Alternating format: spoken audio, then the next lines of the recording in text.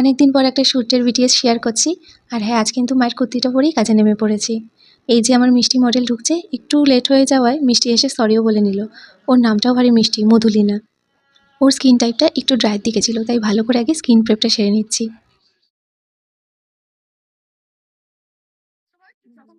এরপর চট জলদি একটা চা ব্রেক। আর সেই আটে যে কখন মেকআপ চেয়ার ছাড়িয়ে একদম শুটের শেষ পর্যন্ত চললো, টেরই পাইনি। এরপর স্টার্ট করলাম বেস মেকআপ। ব্রাইডাল হলেও আমি কিন্তু খুব বেশি হেভি বেস একদম পছন্দ করি না। আর স্কিন টোনটাও যার যেরকম সেরকম মেনটেন করারই চেষ্টা করি।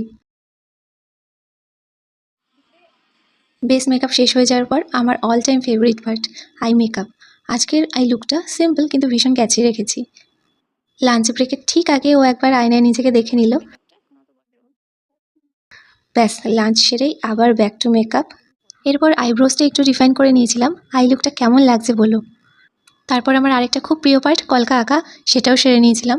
সাজের সাথে মিলিয়ে আমি খুব সিম্পল আর সাবেকি একটা টাচ রাখলাম, যা মধুরও খুব পছন্দ হয়েছিল। চুলের জন্য হালকা ব্যাক করে একটা বেসিক বান করলাম, কারণ পুরো ফ্ল্যাট করে বাঁধলে ওর মুখে একদম মানাতো না। আর এটা মধু নিজেও বলছিল। এরপর শাড়ি ড্রেপিং। ফেব্রিকটা একটু রাফ হলেও আঁচলে প্রায় 12 থেকে 13টা কিন্তু প্লিটিং করেছি। লিপস্টিক পরানোর সময় আমি ভীষণ ধৈর্য নিই, কারণ আউটলাইন একটু এদিক ওদিক হলে পুরো সাজটাই মাটি। তার উপর আবার পুরো রেড লিপ লুকে সাজিয়েছিলাম ওকে। সবশেষে চুলে জুঁয়ের মালা দিতেই মধু তো খুব খুশি, ওটার গন্ধ নাকি ওর বড্ড প্রিয়। ফাইনাল লুক কমপ্লিট হতে হতেই ফটো আর ভিডিওর জন্য হঠাৎ এক আগন্তুক ফটোগ্রাফারকে পেয়ে গিয়েছিলাম। এই ভিডিওর মাধ্যমে তোমাকে আরেকবার থ্যাংক ইউ ভাই। তোমার কাজ সত্যিই দারুণ, যদিও সে নিজেকে ট্যাগ করতে বারণ করে দিয়েছিল। আমাদের এতক্ষণের পরিশ্রমের আউটকামটা তোমার জন্যই আরও সুন্দরে ফুটে উঠেছে। সেদিন ভীষণ শান্তিতে আড্ডা আর মজা করে শ্যুটটা শেষ করেছিলাম।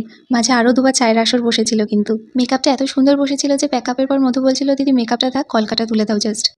সাজটা এতটাই মনের মতো হয়েছিল। আপনাদের কেমন লাগলো এই লুকটা কমেন্টে অবশ্যই জানাবেন। Love you all, tata.